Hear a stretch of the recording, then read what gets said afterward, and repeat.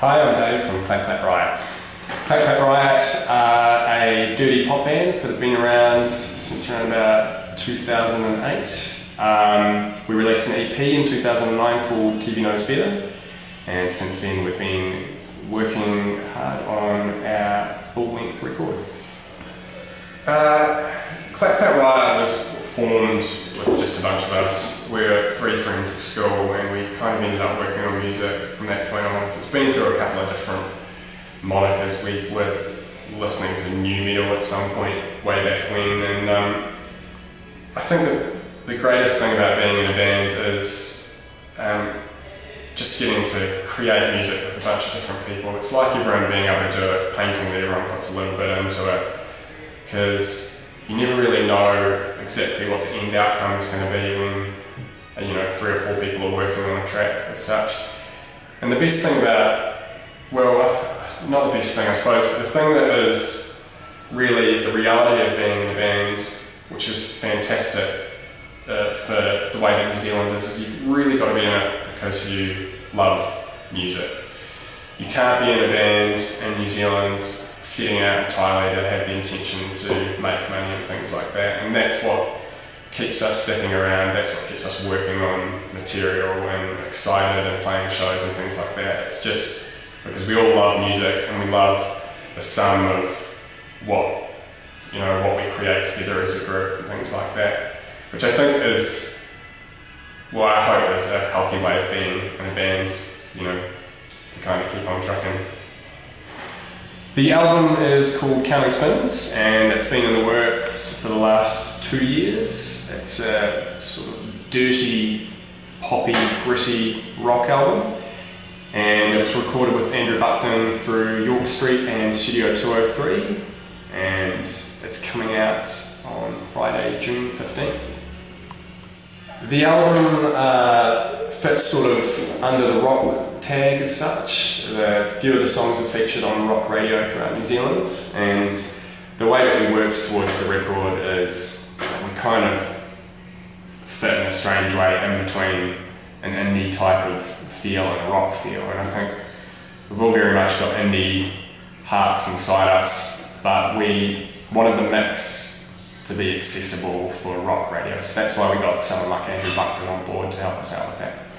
The songs that we put together for the album were all written for the album largely, because we wanted to make sure that it was entirely fresh material that we were putting towards it, as opposed to recycling things that could have been on the EP that we released.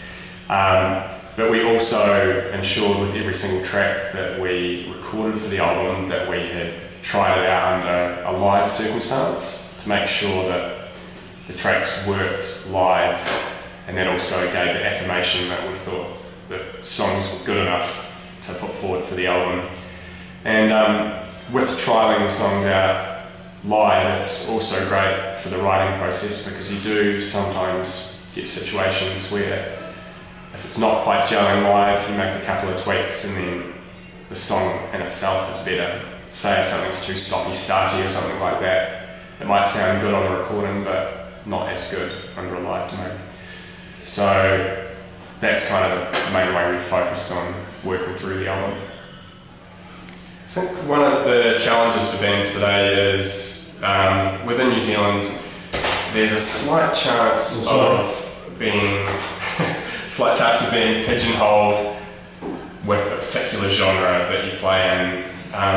I think if you weren't strong-willed enough, it would be very easy to get nudged into a direction where you didn't want to go.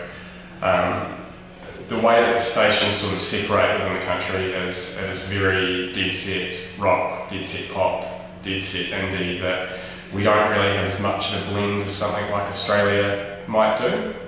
I think it'll be interesting for the band, once we get this release out there, we're going to arrange to get a release done through Australia and then work on doing some stuff over there. So it'll be quite interesting for us to see how that actually goes when we go back there and start working through that again and get a release out and start working on the Australian market, which will be fun for all of us.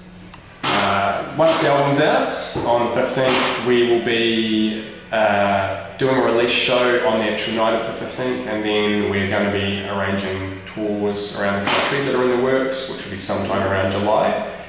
And then from that point onwards, we'll be looking at arranging the release through Australia and doing some work over there, and then I would say by the end of the year we'll be in recording the next piece of work for the band.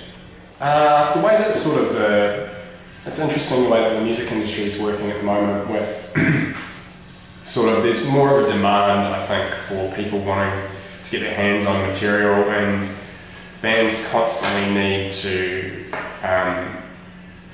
keep a focus on keeping people interested in things like that. And so I think it will, to a degree, it'll wean out some of the lazier bands, I suppose, to a degree, because you need to be able to keep people interested and keep them on their toes. And so there's good and bad points to sort of what we'll be doing, we'll be jumping into the next record. I mean, we're sort of one step ahead of things because we've written a lot of tracks at this stage already, but I think for some bands that may be on the back foot, it'll be quite difficult to aim to release something and then do something